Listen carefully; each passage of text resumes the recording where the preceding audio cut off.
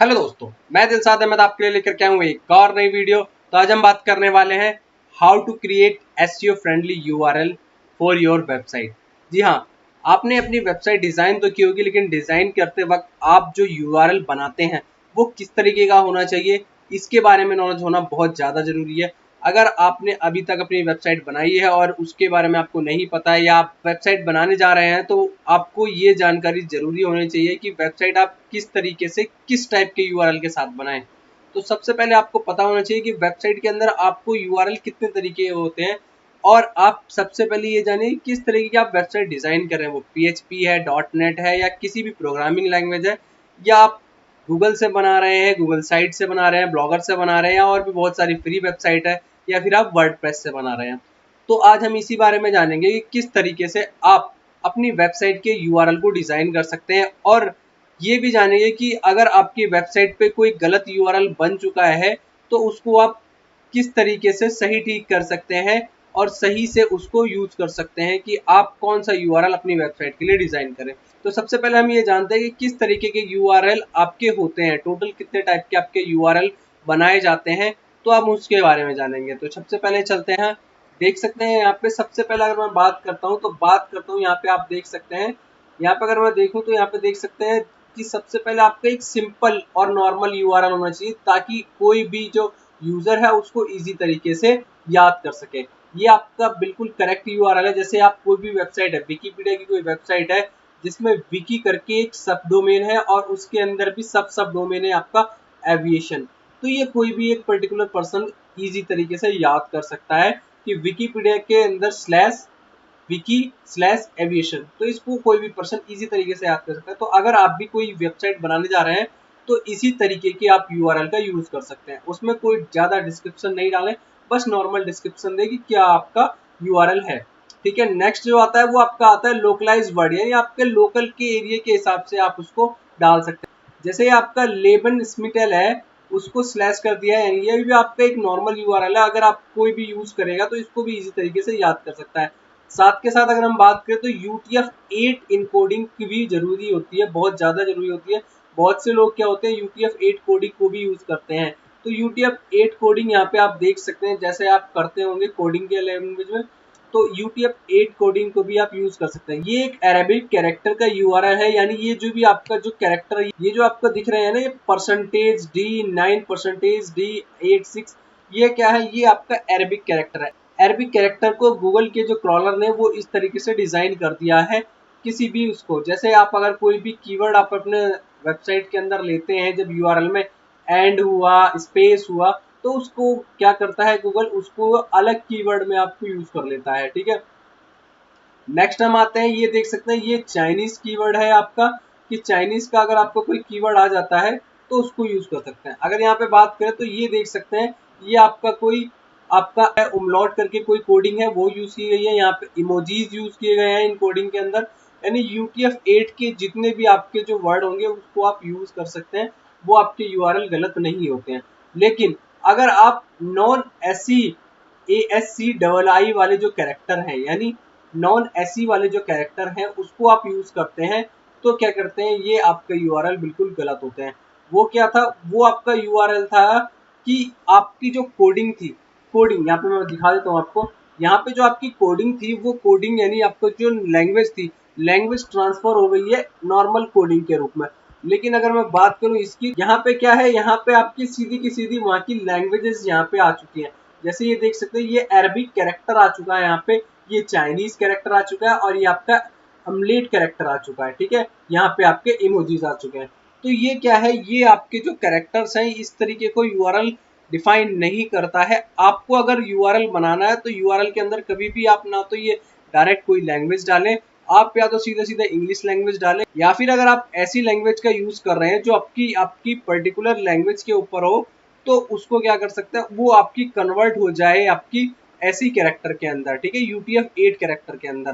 ठीक है, तो इस तरीके के आप यूआरएल को चेंज कर सकते हैं अपने ऐसी कैरेक्टर के अंदर, नो ऐसी कैरेक्टर आप यूज नहीं कर सकते यूआरएल के अंदर।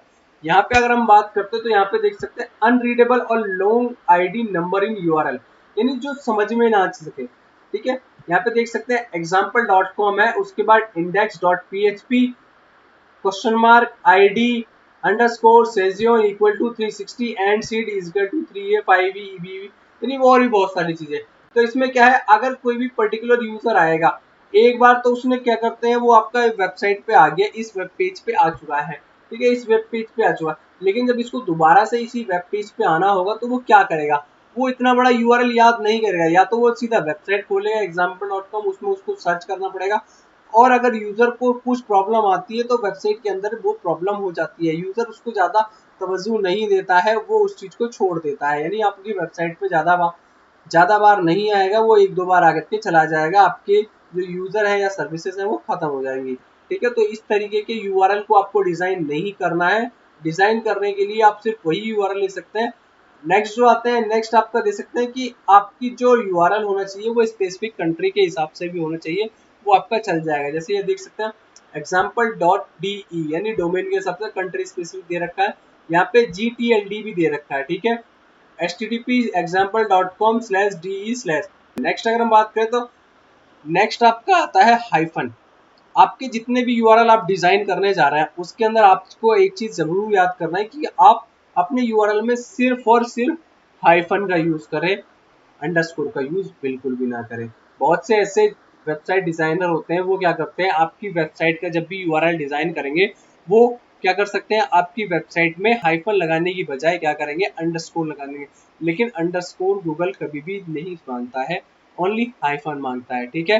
साथ के साथ अगर हाइफन यूज कर रहे हैं तो एक चीज का ध्यान और रखें कि अपनी वेबसाइट का जो भी यूआरएल है वो शॉर्ट में बनाए, कोई भी कैपिटल के अंदर ना बनाए, यानी स्मॉल कीवर्ड में बनाए, कैपिटल कीवर्ड में कोई भी आप यूआरएल ना बनाए, क्योंकि कैपिटल यूआरएल वो बिल्कुल भी सजेस्ट नहीं करता है, ठीक है। नेक्स्ट अगर हम आते हैं, नेक्स्ट देख सकते हैं यहाँ पे अंडरस्कोर को नॉन रिकमेंड दिया गया है, यानी आप वेबसाइट का जो भी यूआरएल डिजाइन करने जा रहे हैं उसके अंदर एक भी आप जो है अंडरस्कोर ना लगाएं, सिर्फ और सिर्फ हाइफन का ही यूज करें तो ये आपका ठीक है।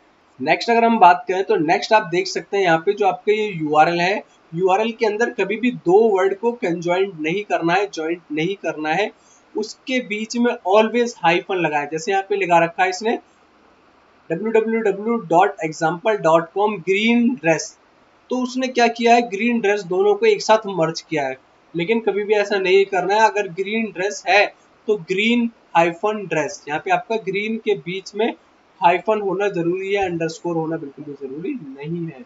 नेक्स्ट अगर हम बात करते हैं तो नेक्स्ट बात करते हैं हम कुछ common cause of URL problem, यानी कुछ ऐसे कॉजेज हैं जो आपके यूआरएल के अंदर ऑटोमेटिकली आते ही आते हैं मोस्ट प्रोबेबली। सबसे पहले यहाँ पे आप देख सकते हैं additive filtering of A set of item, यानी एक ही सेट के, जब आपकी कोई भी ई कॉमर्स वेबसाइट होती है तो ई कॉमर्स वेबसाइट में क्या होता है कि आपको एक ही जो प्रोडक्ट होता है वो कई सारे कीवर्ड पर सर्च करना होता है। जैसे मान लीजिए कोई होटल की वेबसाइट है, होटल की वेबसाइट में वो सर्च करता है होटल प्रॉपर्टी एड वैल्यू, तो होटल प्रॉपर्टी क्या करेगा, यहाँ पे example slash hotel search result dot JSP, यानी ये इतना आ जाएगा, ठीक है। नेक्स्ट क्या करता है, अगर कोई पर्सन उसी वेबसाइट में अगर सर्च करता है hotel property eight value on the beach, तो बीच के बाद क्या करेंगे, यहाँ पे 4-6 के बाद प्लस एक कोडिंग आ जाएगी, ठीक है। अब अगर उसी चीज को वो तीसरी तरीके से यूज करता है, तो hotel property eight value rate on beach with a fitness centre, तो इसको क्या करेगा, पहले यहाँ पे देख सकते हैं होटल प्रॉपर्टी एट वैल्यू, यहाँ पे आपका 292 के पास आ गया 416, ठीक है, उसके बाद आपका आ गया बीच, बीच के यहाँ पे 40 आ गया, और फिटनेस सेंटर के लिए फिर इसने 70 तक के पूरी कोडिंग कर दी है। तो एक ही वेबसाइट पे उसने क्या किया, एक ही चीज को, एक ही प्रोडक्ट को तीन अलग अलग यूआरएल, तो यहाँ पे कभी भी आप एक ही वेबसाइट में सेम प्रोडक्ट के लिए अलग अलग यूआरएल ना यूज किए जाए, सेम उससे दिक्कत आ जाती है आपकी वेबसाइट पे, तो आपकी जो प्रोडक्ट का जो लोड है वो बढ़ जाता है, जिससे आपकी वेबसाइट थोड़ी सी लोडेड हो जाती है और आपकी वेबसाइट की रैंकिंग में भी प्रॉब्लम आती है। नेक्स्ट अगर हम बात करें तो नेक्स्ट बात करते हैं कुछ अलग चीज की, जैसे आपका dynamic generation of a document. आपने वेबसाइट देखी होंगी, वेबसाइट आपकी स्टेटिक्स और डायनेमिक होती है, तो डायनेमिक के अंदर आपको डायनेमिक यूआरएल नहीं बनाने, उसको एसईओ फ्रेंडली यूआरएल बनाने। बहुत से ऐसे वेबसाइट ओनर हैं, वेबसाइट डेवलपर हैं जो अभी भी आज टाइम में भी अपनी वेबसाइट के ऊपर क्या करते हैं, अपने डायनेमिक वेबसाइट डिजाइन करने के लिए वो डायनेमिक कोड लिख देते हैं और डायनेमिक ही यूआरएल डिजाइन कर देते हैं, तो वो चीज ठीक नहीं है, जिससे आप बहुत सारी चीजें प्रॉब्लम में आ सकती है। नेक्स्ट देख सकते हैं तो प्रॉब्लमेटिक पैरामीटर इन यूआरएल, यानी बहुत से ऐसी यूआरएल होते हैं जिसमें आप पैरामीटर्स यूज करते हैं, जैसे एंड हो गया, हैज हो गया, क्वेश्चन मार्क हो गया, तो ये क्या होते हैं, ये आपके पैरामीटर्स होते हैं। तो ये आप अगर यूआरएल के अंदर यूज करते हैं तो इसको बिल्कुल भी यूज ना करें, इससे आपकी रैंकिंग में इफेक्ट पड़ता है, जिससे आपकी वेबसाइट के जो यूआरएल होते हैं वो क्रॉल होने में टाइम लेते हैं। नेक्स्ट बात करते हैं सॉर्टिंग पैरामीटर। सॉर्टिंग पैरामीटर के अंदर बात करें तो ये देख सकते हैं आपका एक यूआरएल है, कुछ जो वेबसाइट्स होती हैं ये बहुत सी सेम तरीके के यूआरएल डिजाइन कर लेती हैं, बहुत सारे अलग अलग जगह अलग अलग यूआरएल, बस कुछ क्या करती हैं अपनी वेबसाइट के अंदर सेम टाइप के यूआरएल डिजाइन कर लेते हैं सिर्फ डायनेमिक के लिए, और अपनी जो वेबसाइट के ऊपर बस लास्ट की, जैसे यहाँ पे 25 लिखा हुआ है, यहाँ पे देख सकते हैं इस यूआरएल में, तो उसमें क्या करते हैं लास्ट में जो अपनी जो वैल्यू है वो चेंज कर देते हैं डायनेमिकली, 1 2 3 4 5 6 7 8, लेकिन जो यूआरएल होता है वो सेम रहता है। ठीक है, ये यूआरएल बिल्कुल सेम रहेगा, सिर्फ इसकी वैल्यू चेंज होती जाएगी। तो ये सॉर्टिंग पैरामीटर्स की प्रॉब्लम बहुत आती है, इसकी वजह से आपकी रैंकिंग में भी दिक्कत आती है। और नेक्स्ट हम चलते हैं, कुछ इररिलेवेंट पैरामीटर्स होते हैं यूआरएल के अंदर जो रेफरल पैरामीटर्स होते हैं। जैसे अगर हम इस यूआरएल की बात करें, इस वाले यूआरएल में क्या है, यहाँ पे क्लिक आ रहा है, क्लिक क्या है, यहाँ पे भी आप देख सकते हैं क्लिक आ रहा है, तो क्लिक क्या है, एक रेफरल पैरामीटर है, ये रेफरल पैरामीटर है। अगर यहाँ पे बात करें तो यहाँ पे देख सकते हैं आपका रेफर आईडी है, द रीड है, ठीक है, द रीड आईडी है, तो ये क्या है, कुछ रेफरल पैरामीटर्स होते हैं जो इसको क्या करते हैं, चेंज करते हैं। किसमें, एंड यहाँ पे लगा हुआ है, यहाँ परसेंटेज लगा हुआ है, यहाँ पे देख सकते हैं एंड लगा हुआ है, तो ये क्या करते हैं आपके रेफरल में कन्वर्ट करते हैं। क्लिक करते हैं इसको इसके अंदर, क्लिक इक्वल टू ये एक आईडी है, इसको एंड क्लिक इक्वल टू ये वाली जो दूसरी आईडी है, तो इससे क्या करता है, ये एक पेज से दूसरे पेज पे यूआरएल को क्या करता है, रेफरिंग करता है। तो ये भी आपको क्या करनी होगी, ये देख करके चलना होगा अपनी वेबसाइट के यूआरएल को डिजाइन करने में। नेक्स्ट हम आते हैं, नेक्स्ट आता है कैलेंडर इश्यू आता है। अगर आप किसी वेबसाइट को डिजाइन कर रहे हो तो उसमें आपका कैलेंडर इश्यू आ जाता है, कैलेंडर के हिसाब से भी आपके यूआरएल बनते हैं। ये आपके वर्डप्रेस की वेबसाइट में भी बन सकते हैं। अगर आपने वर्डप्रेस की वेबसाइट डिजाइन की होगी तो देखा होगा उसमें यूआरएल को चेक करने का ऑप्शन आता है। मैं आपको, अगर आपने नहीं देखी है तो मैं आपके लिए उसके लिए वीडियो बना दूंगा, और आप वर्डप्रेस के लिए और भी बहुत सारी वीडियो देख सकते हैं, जैसे एसईओ के कंटेंट को किस तरीके से ऑप्टिमाइज कर सकते हैं, वर्डप्रेस के अंदर आप कैसे अपने वेब पेज के जो कंटेंट है उसको ऑप्टिमाइज कर सकते हैं, तो ये सभी प्लेलिस्ट आपको मिल जाएंगी। और अगर आपने अभी तक हमारा चैनल सब्सक्राइब नहीं किया है तो प्लीज लाइक कीजिए, शेयर कीजिए और सब्सक्राइब करना बिल्कुल भी ना भूलें। नेक्स्ट बात करते हैं, नेक्स्ट आता है आपका ब्रोकन लिंक। ब्रोकन लिंक की बात करें तो आपकी वेबसाइट के अंदर बहुत सारे ब्रोकन लिंक होते हैं। सबसे ज्यादा आप याद रखिए कि अगर आपकी वेबसाइट पर ब्रोकन लिंक है तो सबसे पहले उसको रिमूव कीजिए, रिमूव करना बहुत ज्यादा जरूरी है एसईओ के लिए, ठीक है। और अगर आपने किसी वेबसाइट पे ब्रोकन लिंक क्रिएट कर दिया है तो क्रिएट करके उसको डिलीट कर दीजिए, ठीक है। कुछ इस तरीके से आपका ब्रोकन लिंक होता है। अगर हम बात करें ब्रोकन लिंक की, तो ब्रोकन लिंक आपको हर वेबसाइट में मिल जाएंगे, लेकिन सबसे पहले आपको चेक करना होगा कि ब्रोकन लिंक आपकी वेबसाइट में है या नहीं है। अगर आपकी वेबसाइट में ब्रोकन लिंक है तो उसको सबसे पहले रिमूव कर दीजिए, और अपने यूआरएल को सोचिए कि कम से कम अच्छे से अच्छा आपका यूआरएल जो है वो डिजाइन हो। मैं वापस से आपको बता देता हूँ कि आपको किस तरीके का यूआरएल डिजाइन करना है। अगर मैं यहाँ पे वापस आता हूँ तो यहाँ पे देख सकते हैं ये जो यूआरएल है https://en.wikipediaorg/wiki/aviation। तो इसमें क्या है, अगर मैं बात करूँ तो ये देख सकते हैं ए जो है यहाँ पे, ये आपका कैपिटल कभी माना नहीं जाता लेकिन फिर भी यूज कर लिया जाता है, क्योंकि आपके नॉर्मल कैपिटल और स्मॉल वर्ड आपका यूज कर सकते हैं कंसोल के अंदर। नेक्स्ट बात करें तो नेक्स्ट देख सकते हैं लोकलाइज वर्ड के अंदर है, तो इसमें लोकलाइज वर्ड का भी यूज कर सकते हैं इसी तरीके से।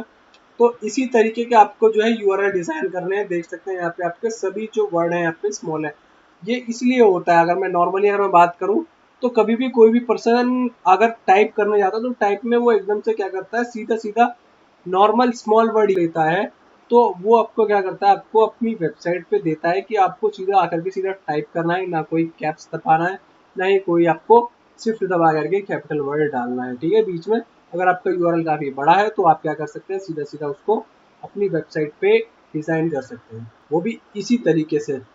ज्यादा नहीं करना है आपको, अपनी वेबसाइट पे एक शॉर्ट यूआरएल बनाना है जो भी आपके नीचे है, जिसपे भी आपका कंटेंट है उसी तरीके का, ठीक है।